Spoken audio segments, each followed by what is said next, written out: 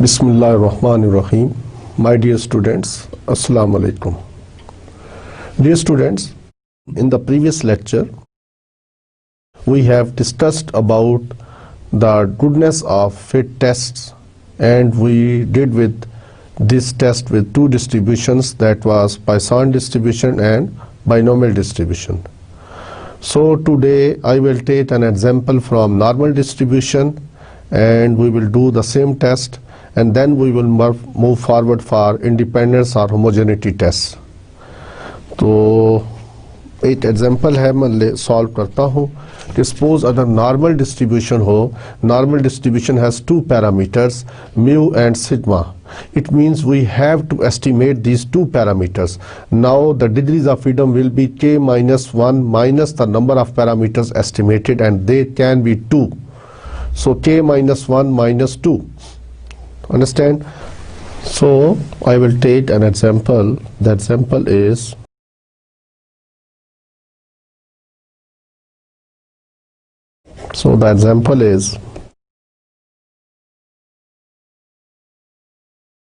test the hypothesis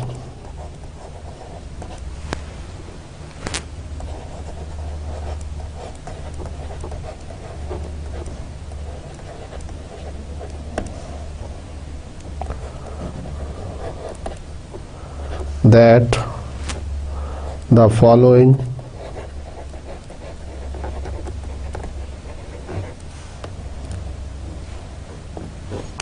frequency distribution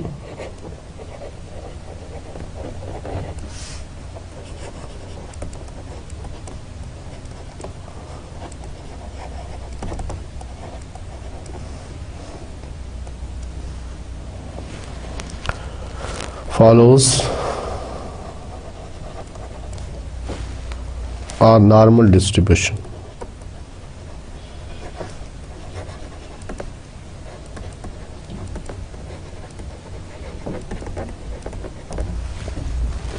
At alpha is 0.05.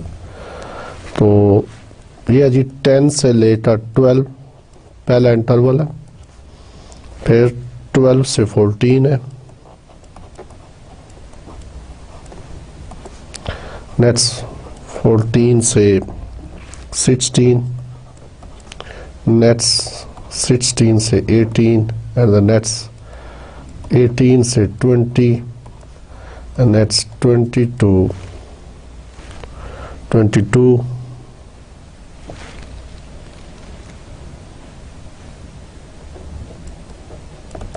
and 22 to 24, and the last one is 24 to 26,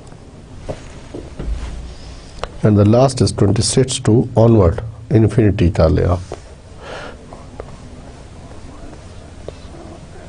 These are the 9 groups. So these are the frequencies: 4, 30, 106, then 206, 272, and then 219, again 120, 37, and 6.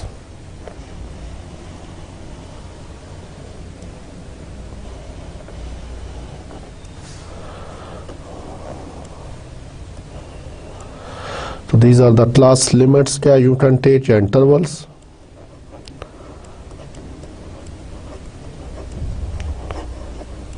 And this is the frequency.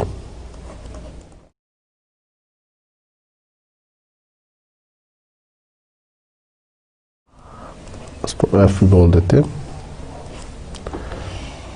Later on we will take it as OI. So these are the class basically intervals. They are class boundaries. You can say 10 से 12, 12 से 14, and onward. The solution is we have to check that this distribution follows normal distribution or not. तो we formulate the null and the alternative hypothesis. The null hypothesis is H naught. The distribution is normal.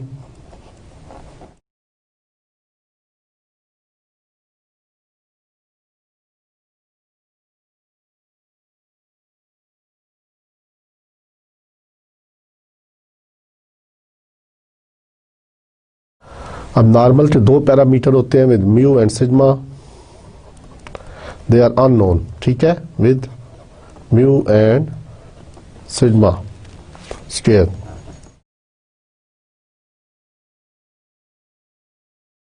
And H1 is the distribution is not normal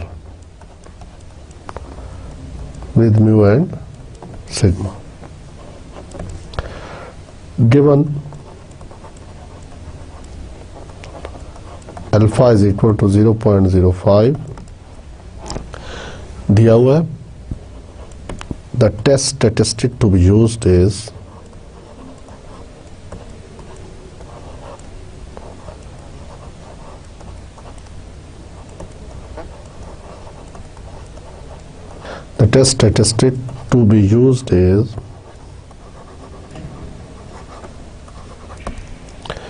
तो ट्राई square हम use करते हैं. This is basically where I is from 1 to k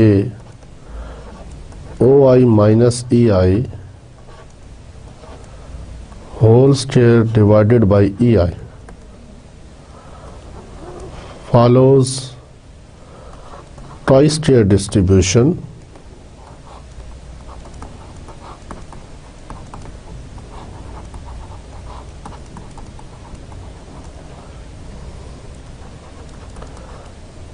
with k minus 1 minus up to, मैंने यहाँ पे लिख दिया इसलिए 2 लिखा है कि हमने दो parameter we have to estimate degrees of freedom. दोनों अननोन है ना, वी और सिग्मा. अगर नोन होते तो यहाँ पे -0 आ जाता, ठीक है. स्टेप नंबर 4 में आ जाता है computation.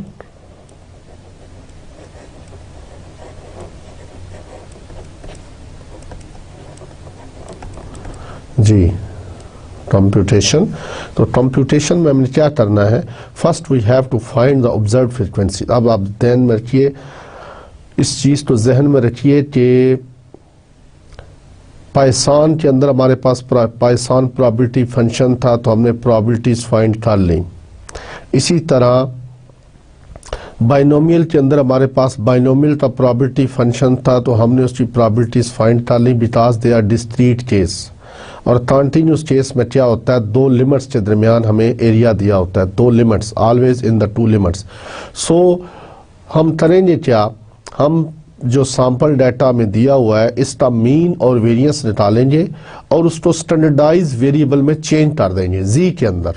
z is equal to x bar minus mu over sigma, ठीक है. उसको स्टैंडर्डाइज वेरिएबल में चेंज करने के बाद उस z के अगेंस्ट हम प्रोबेबिलिटीज निकाल लेंगे और उन प्रोबेबिलिटीज को हम मल्टीप्लाई करेंगे समेशन f के साथ, तो हमारे पास नॉर्मल की एक्सपेक्टेड फ्रीक्वेंसीज निकल आएंगी बिकॉज ऑब्जर्व्ड फ्रीक्वेंसीज तो हमारे पास मौजूद हैं जो कि 4, 30, 106 एंड ऑनवर्ड ये स्टार्ट होती हैं. लेकिन हमें चाहिए एक्सपेक्टेड फ्रीक्वेंसीज.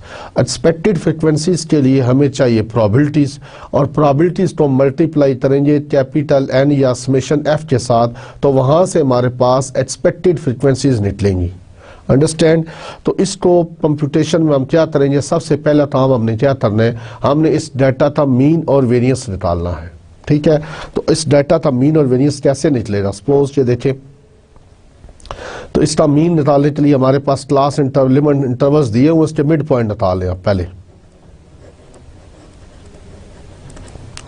जिनको हम h के साथ शो करेंगे सपोज.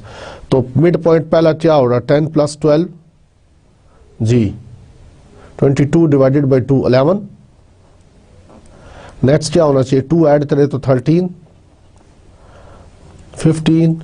अब 13 चेक बिता ले, 12 + 14 26 डिवाइडेड बाई 2 तो 13 आ जाता है. इसी तरह 15 14 + 16 क्या होगा, 30 डिवाइडेड बाई 2 15. तो उसके बाद नेक्स्ट 2 का इंटरवल है 17, 19, 21, 23, 25 and the other will be 27. इसके साथ हमारे पास f दिया हुआ है, that is basically 4, 30, 106, 206 and 272. Next is 219, 120, 37 and 6. तो test the hypothesis that summation F test equal है जी। अब हमें मीन भी चाहिए, तो इसके लिए हमें एक कॉलम चाहिए एफ एक्स और एक हमारे पास कॉलम होना चाहिए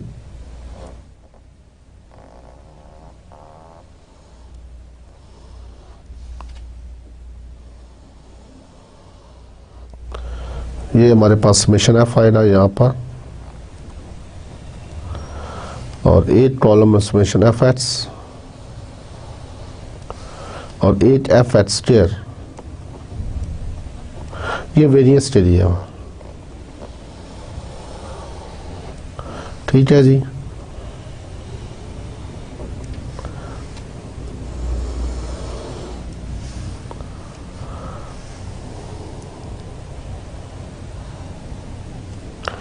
तो समेशन एफ एक्स जो है बेसिकली मीन्स 44, 30 मल्टीप्लाई विद 13, 130 और 3 3 आर 9 और 2 10।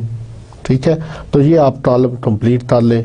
एफ एक्स स्क्वायर से मुराद क्या है कि हर एक्स का स्क्वायर करें और मल्टीप्लाई करें एफ के साथ, यानी 4 multiply with 1 2 1 and so on.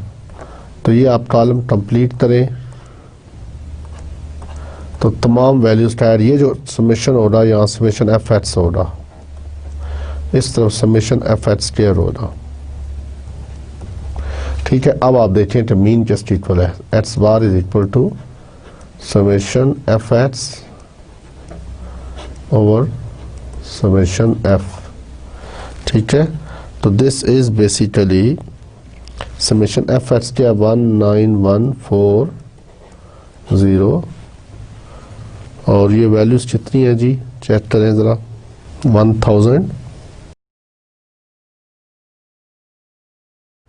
तो 19 point x bar is equal to 19.14 और small s this is equal to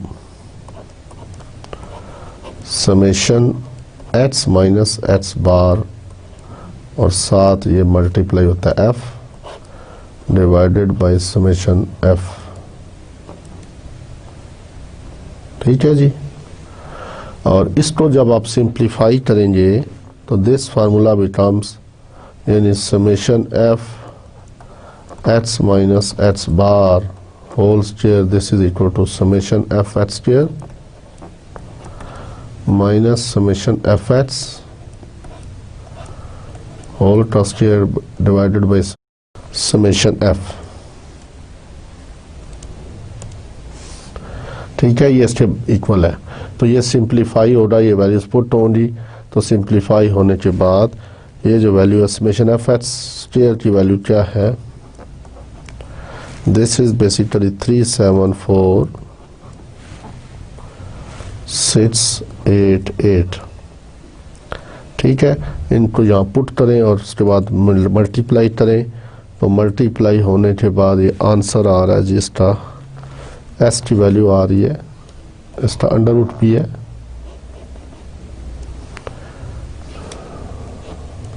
this is x बार, तो एस की वैल्यू है 2.89। तो ये हमने एस और एक्स बार निकाल लिया। ठीक है, अब हमें पता है we know that standardise variable जो है z is equal to, we know that standardized variable is x minus mu over sigma. Here mu is estimated by x bar and sigma is estimated by small s. जी अब आपने upper class boundaries लेनी है यहाँ पर,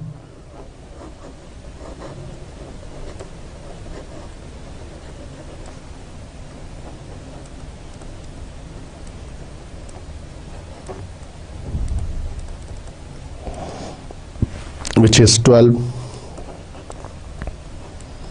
14, 16, 18, 20, 22, 24, 26 and infinity 1 2 3 4 5 6 7 8 9. ठीक है, इसके against z की वैल्यू निकालें तो इसको मैं z आई कहूँ तो यहाँ i डाल दूंगा, तो z क्या है एच आई माइनस म्यू 19.14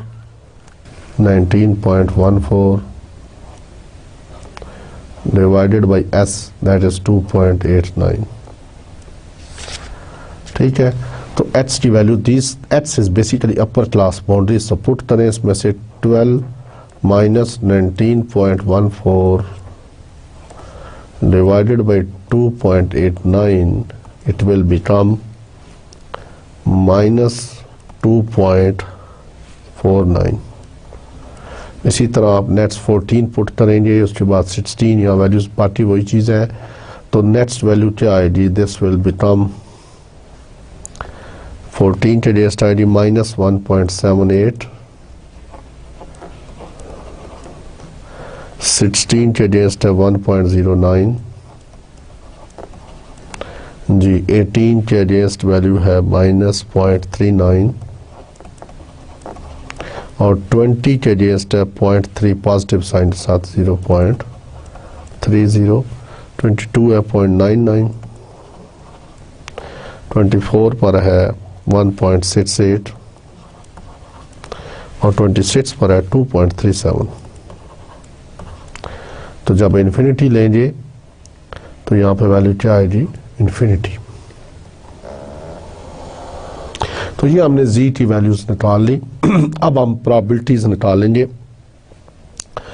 तो probability that z is less than small z, ठीक है, probability that z is less than small z, तो क्या होगी जी, -2.49 को आप एरिया टेबल में देखेंगे, -2.4 को लेफ्ट साइड पे देखें, 0.09 को टॉप वाली रो में देखें एरिया टेबल, और एरिया टेबल वो यूज़ करना है जो -minus infinity to that point area दे, जो -minus infinity to that point area दे. तो अब आप जब इसकी वैल्यू देखेंगे it will be equal to 0.0068, तो -2.49 को टेबल में देखेंगे तो ये वैल्यू है. इसी तरह -1.7 तलाश करें और ऊपर वाली रो में देखें 0.08 जी, पहली वैल्यू ये है, और नेक्स्ट क्या है 0.0375 एरिया टेबल में, इसको -1.7 को आपने देखना है और 0.08 को उसकी टॉप वाली रो में देखें, तो उसके अगेंस्ट जब वैल्यूज देखेंगे तो ये वैल्यू होगी, और -1.09, तो -1.0 तो देखना है और 0.09 को आपने टॉप वाली रो में देखना है, तो जिसके अगेंस्ट वैल्यू आएगी 0.1379. ठीक है जी, एंड नेक्स्ट वैल्यू है दैट विल बी 0.39 को देखेंगे तो 0.3483. उसके बाद जब वैल्यूज देखेंगे नेक्स्ट 0.6179, नेक्स्ट 0.99 पे देखेंगे तो 0.8389 जी, 1.68 पर देखेंगे तो 0.9535 और 2.37 पर वैल्यू क्या होगी 9911, और जब इन्फिनिटी पे देखेंगे तो पॉइंट क्या होगी, वैल्यू क्या होगा, यानी z is less than infinity, तो माइनस इन्फिनिटी से इसका मतलब क्या है, प्लस इन्फिनिटी, एरिया क्या होना चाहिए 1। तो इसीलिए ये प्रोबेबिलिटीज अब आई हैं लेस एंड इक्वल की। अब हमें चाहिए प्रोबेबिलिटीज, अब ये क्यूमुलेटिव प्रोबेबिलिटीज है। क्या है? Cumulative probabilities. तो प्रोबेबिलिटीज हमारे पास हमें चाहिए प्रोबेबिलिटी एस्टिमेटेड वैल्यूज। तो पहली प्रोबेबिलिटीज को एज इट इज लिख दें। अब नेक्स्ट जो प्रोबेबिलिटी लिखने हैं तो पिछले वाली इसमें से माइनस कर दें। ठीक है, जो क्यूमुलेटिव फ्रीक्वेंसी है ना, जैसे क्यूमुलेटिव फ्रीक्वेंसी हमने बनाया था, 1 पहले की एज इट इज लिख दी थी, नेट्स लिखना था तो प्रीवियस उसमें ऐड करते थे तो नेट्स आ जाती थी। अब प्रीवियस उसमें से माइनस करोगे तो प्रोबेबिलिटीज आ जाएंगी। ठीक है, यानी फ्रीक्वेंसी से क्यूमुलेटिव फ्रीक्वेंसी जो मैंने तरीका आपको बताया था दैट वाज कि पहली फ्रीक्वेंसी को एज इट इज लिख दिया जाए और प्रीवियस नेट्स फ्रीक्वेंसी लिखनी है, जो नेट्स फ्रीक्वेंसी क्लास की लिखनी है उसमें प्रीवियस ऐड करते जाएं तो क्यूमुलेटिव फ्रीक्वेंसी बनती जाएगी। अब इसमें क्या करना है, अब क्यूमुलेटिव प्रोबेबिलिटीज बनी हुई हैं तो नॉर्मल प्रोबेबिलिटीज की तरफ हमने आना है। तो हम क्या करेंगे, जो नेक्स्ट प्रोबेबिलिटीज है अब इसकी हमने लिखनी है, इसकी प्रोबेबिलिटी हम पिछली वाली इसमें से माइनस करेंगे। यानी इसके लिखने के लिए इस क्लास में 0.0375 में से माइनस कर दें 0.0068 तो इट शुड बी 0.3007। ठीक है जी। इसके बाद अब जब आपने ये प्रोबेबिलिटीज लिखनी है तो इसमें से प्रीवियस माइनस करें, प्रीवियस। ठीक है, तो जब माइनस करेंगे तो 4, ये देखिए इसमें से ये माइनस कर दें तो 9 में से 5 जाए 4 रहे, 7 में से 7 जाए 0 रहे, 3 में से 3 गया 0, 1 की जगह 1 आ जाएगा तो ये इट विल बी 0.1004। अब इसमें से जी 13 माइनस 9 4, 7 माइनस 7 0 और 1 तो ये आ जाती है 0.2104। ठीक है, इसी तरह दिस माइनस दिस इसकी लिखनी है तो पिछले वाले इसमें से माइनस करें। 9 में से 3 जाए 6 रहे, 7 में से 8 नहीं जा सकते, 17 माइनस 8 9 एंड उसके बाद वहाँ पे आपने लिया हुआ है उसमें से कैरी किया हुआ है, यहाँ 0 आ गया तो 10 माइनस 4 6 और 6 में से 5 माइनस 3 2। ठीक है, ये मैं निशान लगा रहा हूँ साथ। अब दिस माइनस दिस करना है आपने। 9 माइनस 9 0 0 1 2 2। उसके बाद आप इसको माइनस करें तो 5 15 माइनस 9 और ये जाएगा 0.1146। नेक्स्ट इसको देखिए, इसमें से माइनस करें तो ये क्या वैल्यू है जी 11 minus 5 and this will be 0.0376। अब 1 में से ये माइनस कर दें प्रीवियस तो ये इसकी आ जाएगी प्रोबेबिलिटी 0.0089। तो अजीज तलबा ये प्रोबेबिलिटीज निकल आई। अब हमारे पास अगर प्रोबेबिलिटीज ये पाइए, ये जो प्रोबेबिलिटीज हैं ये बेसिकली नॉर्मल डिस्ट्रीब्यूशन की प्रोबेबिलिटीज हैं। ठीक है, नॉर्मल डिस्ट्रीब्यूशन में भी हम ये कह रहे थे अपर क्लास बाउंड्रीज की इस्तेमाल ये है probability that x is less than 12। ठीक है, तो ये z इज लेस देन 12 था, ये इसकी प्रोबेबिलिटीज आई। तो जब बाय नॉर्मल की प्रोबेबिलिटीज आपके पास आ चुकी हैं, अब आपने इन प्रोबेबिलिटीज को मल्टीप्लाई करें समेशन f के साथ तो हमारे पास नॉर्मल की एक्सपेक्टेड फ्रीक्वेंसीज आ जाएंगी। तो नेक्स्ट टेबल में आप देखें कि OI में लिख रहा हूँ, अब जो FI था उसको मैंने OI कह दिया। दिस इज बेसिकली 4 30 106 206 272 219 और 120 37 एंड द लास्ट वाज 6।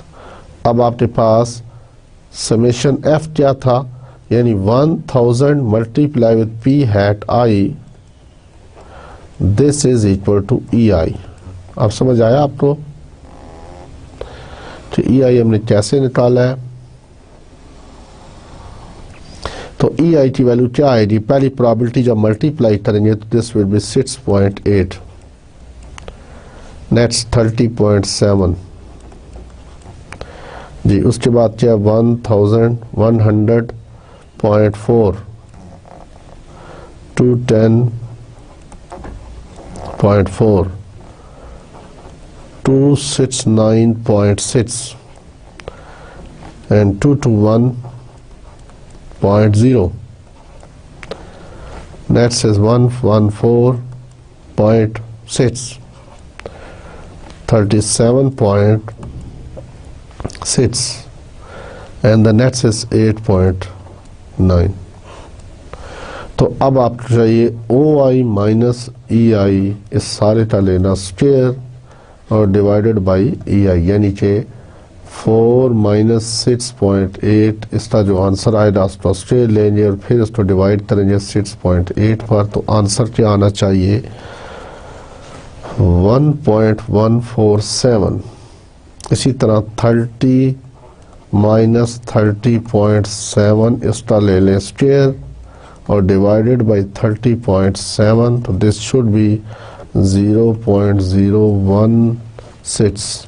अब इसी तरह ये सारा आप करते जाएं, नेक्स्ट वैल्यू 0.312, ये next value 0.092 and next value will be 0.021, फिर 0.018, फिर 0.254 and 0.010 and the 0.945।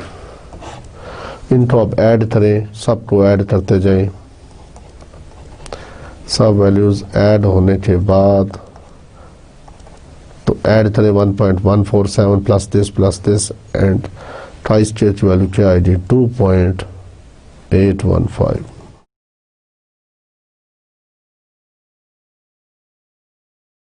ठीक है जी, यही हमारा फार्मूला था। Calculated value of tri state should be.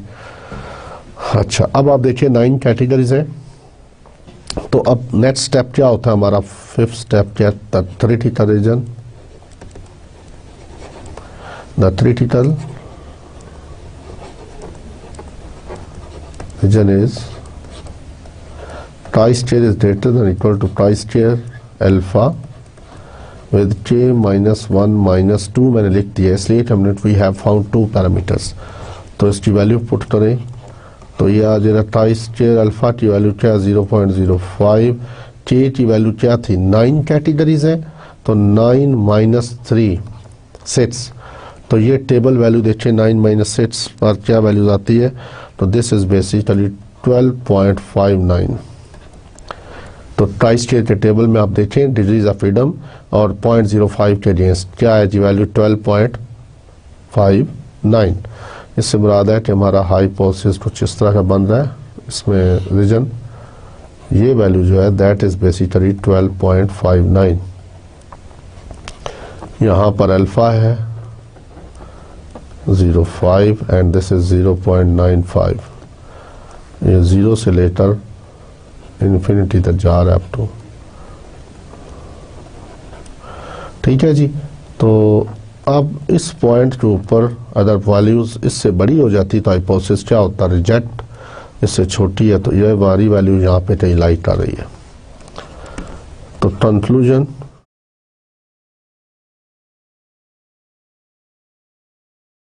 accept H naught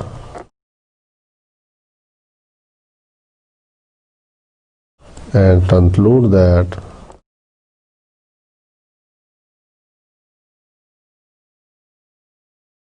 the observed data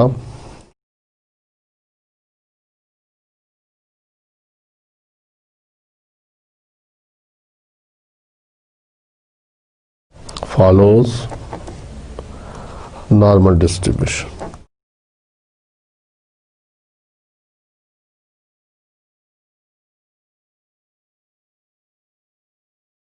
ठीक है जी, दैट्स इट।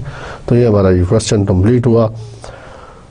तो जी तलबा, आपने गुडनेस ऑफ फिट टेस्ट में हमने तीनों डिस्ट्रीब्यूशन में से एक क्वेश्चन या एग्जाम्पल को सॉल्व किया। आई थिंक आपने काफ़ी चीज़ें इसमें क्लियर हो रही होंगी। अब हम नेक्स्ट टेस्ट की तरफ बढ़ते हैं, दैट इज़ अबाउट ट्राइस्टर ऑफ इंडिपेंडेंस। ठीक है, द थर्ड वन, इससे पहले हम दो कर चुके हैं। एक हमने सबसे पहला टेस्ट किया था, वो tested the assigned value of variance. तो ट्राइस्टेयर किस पर्पज के लिए यूज़ होता है? वेरिएंस की टेस्टिंग के लिए। Sigma square is equal to sigma not square. दूसरा टेस्ट हमने क्या किया? That was goodness of fit test, goodness of fit test. अब third one is testing hypothesis about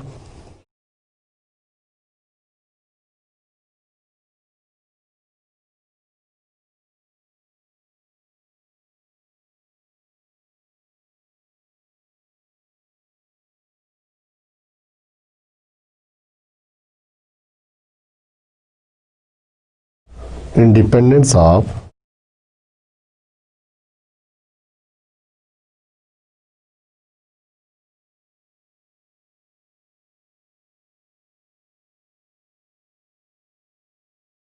two variables।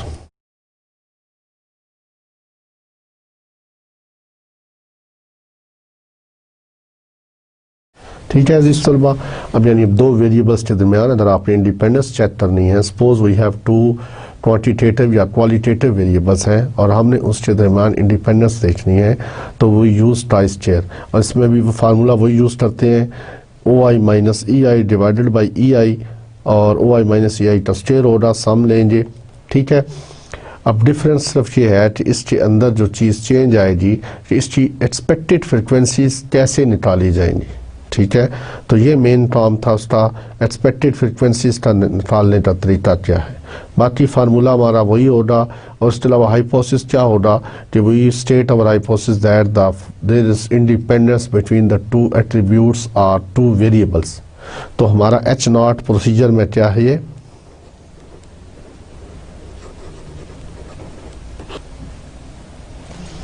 जी अजीज तलबा, इसमें प्रोसीजर में ये पहला स्टेप क्या है, वो state our hypothesis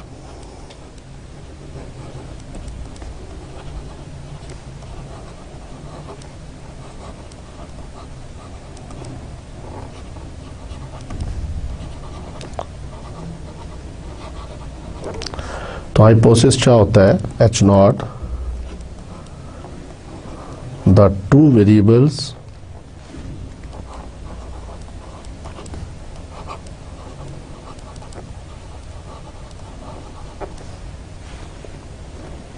of classification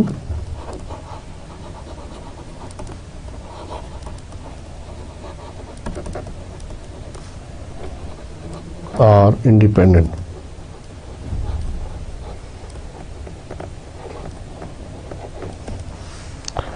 और H1 क्या है,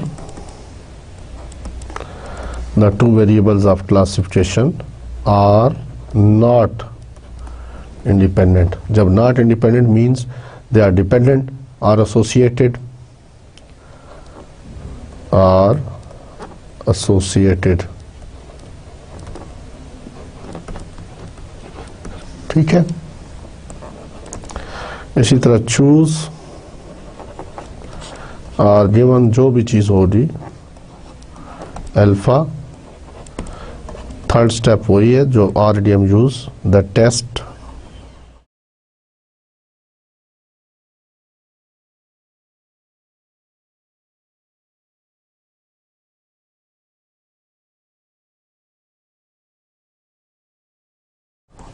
ट्राइस्टेयर हम यूज करते हैं, ओ आई माइनस ई आई। अजीज तलबा, इसमें डबल होता है आई और j, where I is from 1 to R। इसको मैं एक्सप्लेन करता हूँ कि ये क्या चीज़ है। Where J is from 1 to O I J minus E I J whole square divided by EIJ, which if H naught is true,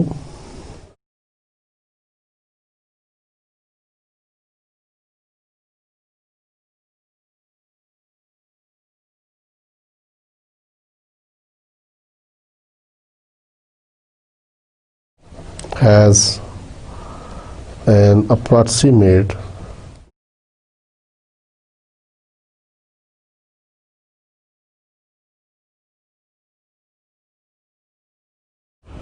tri-state distribution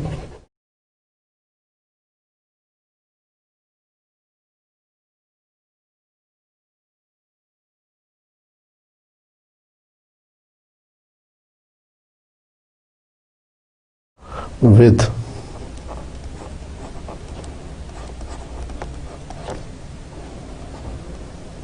into r minus 1 into c minus 1 degrees of freedom.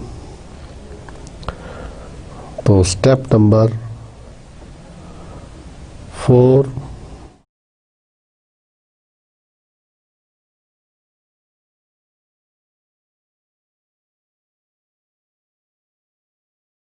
Computation है। Basically मैं आपको बताता चलूँ कि ये जो आपको observations दी जाएंगी ना, basically we have suppose we have 2 variables और हर वेरिएबल की ये कैटेगरीज हैं, ठीक है। तो ये वेरिएबल ए होगा, इसको बी कर लें और दिस इज ए। तो बी की ये कैटेगरीज हैं B1 B2 BJ सेंटर में होगी और लास्ट BC। इसी तरह A1 A2 AI और AR।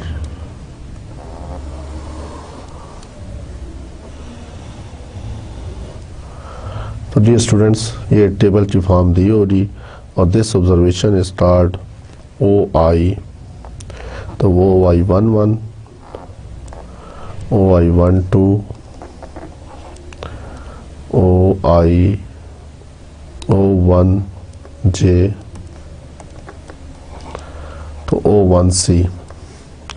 इसी तरह O21 O22, ये 2 रोज में पहले रो आ रही है फिर कॉलम आ रहा है और ये ऑब्जर्वेशन होगी O2C। तो चलते जाए जी, नेक्स्ट क्या होगी OI1 OI2 and OIJ and this is OIC and this one is OR1 फिर OR2 ORJ ORC। तो ये आपको टेबल दिया होगा, ठीक है।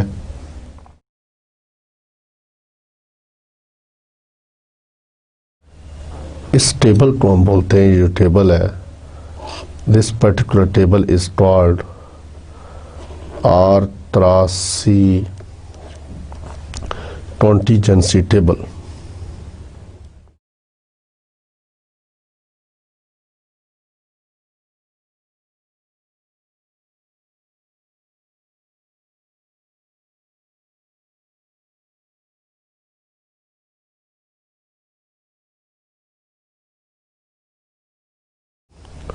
कॉन्टिजेंसी टेबल, तो इसको हम बोलते हैं R×C कॉन्टिजेंसी टेबल। तो जो आपको टेबल दिया हुआ होगा, अब ये इसी तरह वेरिएबल ए है, ये वेरिएबल बी है, ठीक है। ये बी की क्लासिफिकेशन है, मैं इसको एक्सप्लेन करता हूँ कि क्या होगा। इस टेबल को हम बोलते हैं R×C contingency table because it has R रोज, ठीक है, R रोज और C columns, C for columns. अगर देखा जाए तो मे बी 2×2 हो, तो इसमें से मुराद क्या है, 2 ही रोज होंगी और 2 ही कॉलम्स होंगे। तो ये जो टेबुलर स्पेसिफिक नाम है जिसको हम बोलते हैं कॉन्टिजेंसी टेबल, और इससे पहले इसका ऑर्डर लिखते हैं R×C कॉन्टिजेंसी टेबल।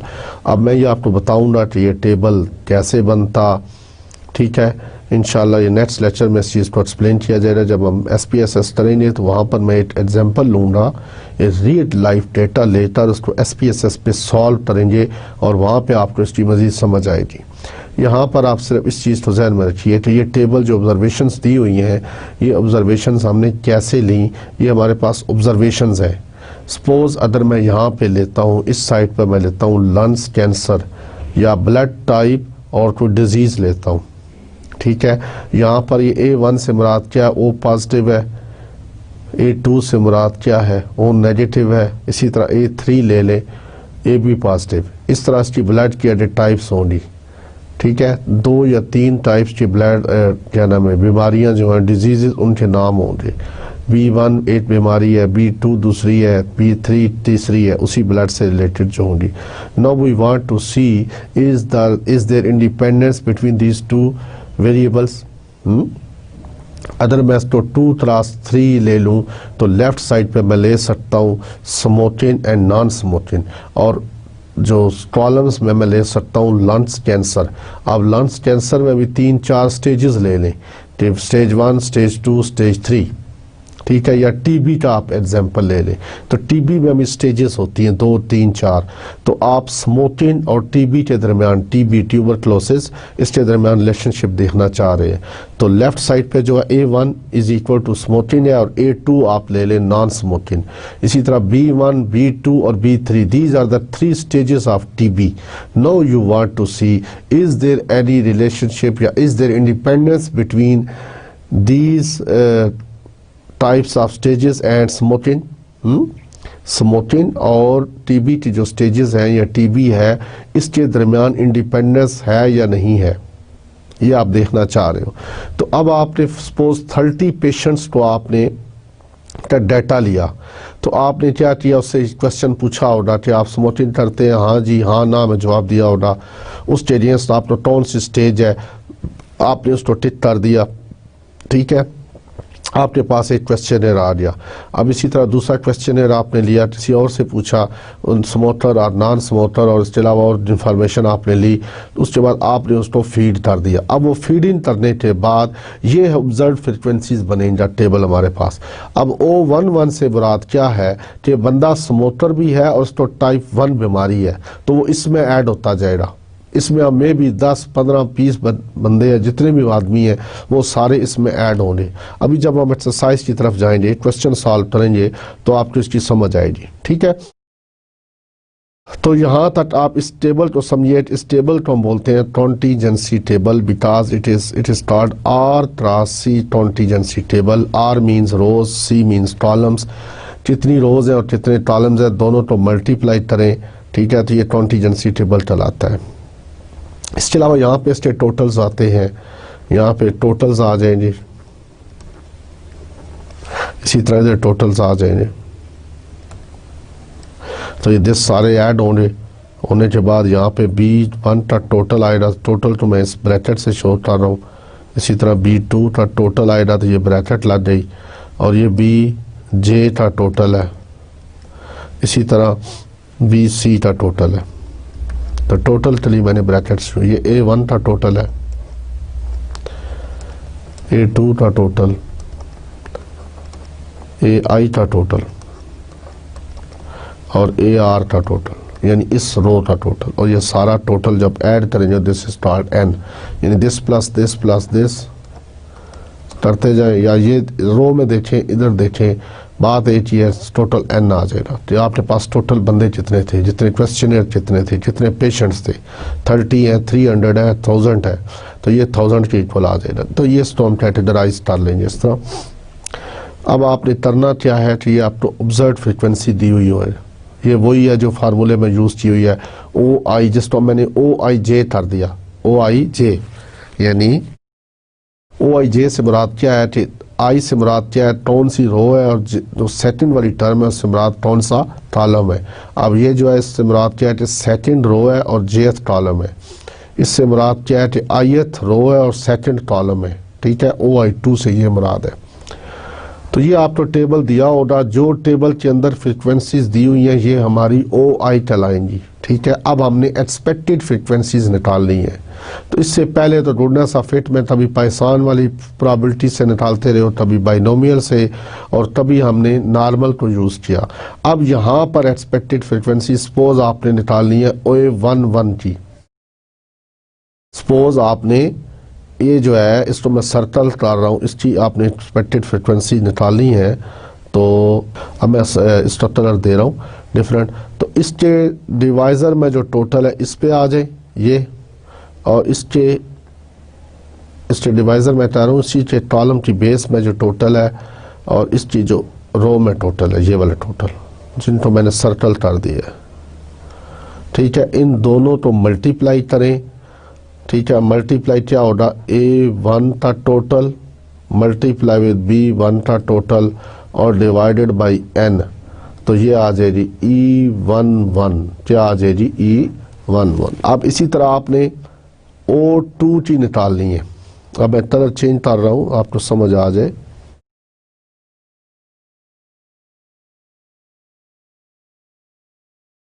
जी, अगर आपने O2 की निकालनी है तो O2 के निकालने के लिए हमें क्या टोटल चाहिए, इस रो में कौन सा टोटल है, A1 चाहिए, और इसी की बेस में कौन सा टोटल है, B1। तो O12 के लिए हमें क्या चाहिए, हमें चाहिए A1 मल्टीप्लाई विद B2 और डिवाइडेड बाई n, तो ये आ जाएगा E12। क्या आ जाएगी, E12। अब आपको फार्मूले का आइडिया हो, आप कोई भी निकाल सकते हैं। सपोज RJIH इसकी निकालनी है आपने, ये वाली, तो इसका डिवाइज़र क्या है, ये है, और इसमें कॉलम में क्या है, ये है। तो OIJ की कैसे निकालोगे, AI का टोटल मल्टीप्लाई विद BJ का टोटल डिवाइडेड बाई n, तो ये आ जाएगी EIJ। तो ये फार्मूला हमारा बन गया। These are called marginal totals. ये जो A1 दिया हुआ ना यहाँ पर, A1 और ब्रैकेट साल लगा दिए, ये वाली ये मार्जिनल टोटल्स है, यानी ये सारी चीज़ें आपस में ऐड हो रही हैं। ये वाली OI1 O plus OI2 and so on. तो ये है जी फार्मूला। आप देखिए यहाँ से भी आप मालूम कर सकते हैं, कोई भी I और J की वैल्यू पुट करें और n पे ये डिवाइड होगा, और मार्जिनल टोटल्स हैं ये। ठीक है, तो यहाँ से हम इसकी EIG, अब हमारे पास OI मौजूद है, EI हमने निकाल लिया। इन दोनों का डिफरेंस लें, स्टेयर लें और EI पे डिवाइड करें और टाई स्टेयर की वैल्यू आ जाएगी। That's it. अब फ़र्क कहाँ पड़ेगा जी, स्टेप नंबर 3 क्या था, ये टाई स्टेयर हमने इसमें लगा दिया। स्टेप नंबर 4 में कंप्यूटेशन आ जाएगा। ठीक है, स्टेप नंबर 5,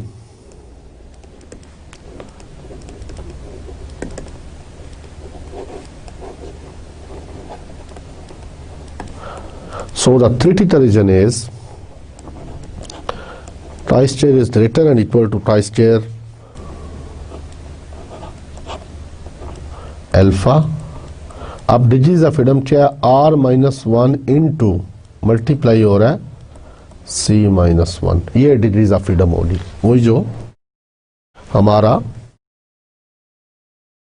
कॉन्टिजेंसी टेबल था, तो इसकी डिग्रीज ऑफ फ्रीडम क्या है, R-1 इंटू C-1।